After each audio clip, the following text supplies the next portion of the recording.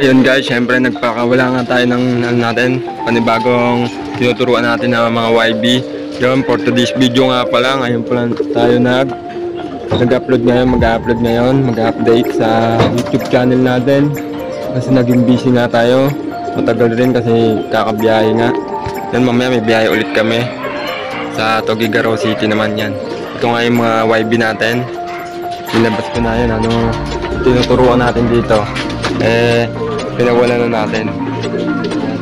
May isang pumitik. Buwaba. Hindi pa nakakabalik ngayon. Hindi pa nakakabalik. Yan. Ito nga palang stop bird natin. Pinakain na natin. Yan. Tapos yun. Yung walo natin dito, ipapatos ko doon sa kapatid ko. Kung meron pa mapaglagyan siya. Yan. Ito nga pala yung pito natin. Pito yan. Yung isa lumipad pumitik Yan, hindi pa nakakabalik. Yan. Ito yung natin, yung walo natin na pang malakasan na yan. Kita nyo naman yun, barako na. Wala na. Yan.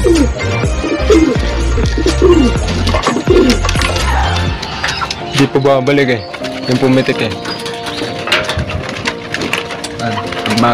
Pagmamasdan lang natin sila. Yan. Kasi baka mamaya may pumitik dito. Yung isa pumitik na, hindi pa nakakabalik na yan. Yan guys, papagis natin yung kalapati natin doon sa malapit lang naman. Kung natin sila lahat sila. Yan, hindi pa kumakain yan.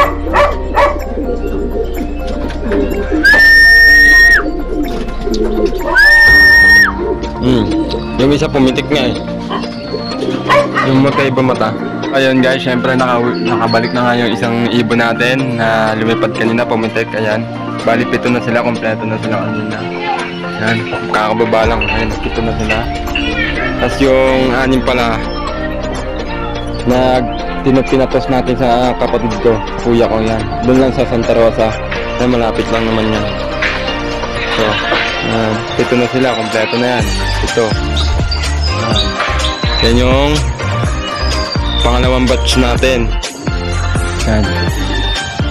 Tapos yung dalawa pala naiwan dito, kaya anim lang yung pinadala ko. Yan. Yung isa. Ito yung isa. Yan. Yung dalawa pinaiwan natin. Yan. Hindi muna natin sila sasama sa liparan mamaya na lang. Pasensya na kayo kasi lagi akong busy talaga sa trabaho Kaya minsan na tayo makapag-vlog talaga. Sa loob ng isang linggo, mga 2 beses na lang yata. Pero update natin yung yung mag-uumpisa na pala yung training ng NHPC. Hindi ko lang alam kung kailan. Yan, kaya yung 4 natin na naunang mga YB natin maisasali natin ng training. Kasi yung 4 sa South kasi yun. Hindi naman po pwede natin puwersahin sila na 8 agad doon sa dito. Pag dito lumipad tapos maninibago sila. Yun. Kapayos nila BF tas ni Blue Bar. Yun. Kala Blue Bar okay naman Sana ganun din sana sila kung bibiglain mo. Yun. Pero try rin natin na ilipad sila di sa North. Tapos lilipad natin ng South yan. Ito yung pito natin, mga alapati natin. Yan. Babantayan lang natin pag nagtuturo tayo ng mga YB. Titignan muna natin. Tapos huwag yung bubugawin, hayaan nyo lang. Yan.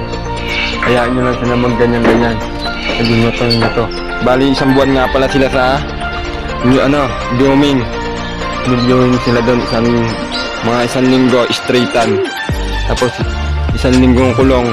Tapos isang linggong yan, magdaganya isang linggo ng ganyan.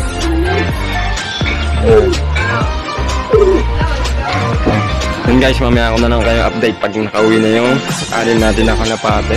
Diyan lang naman yun. Ayun yung Divine Mercy, okay, kita. Yan guys, mamaya na lang. Bye bye. Ito na yung anim natin na kalapate. Yan, papasukan na natin itong mga wife natin. Ganito lang magpapasok yan. Sisipulan lang natin yan. Nasa alugan, andun ng pagkain.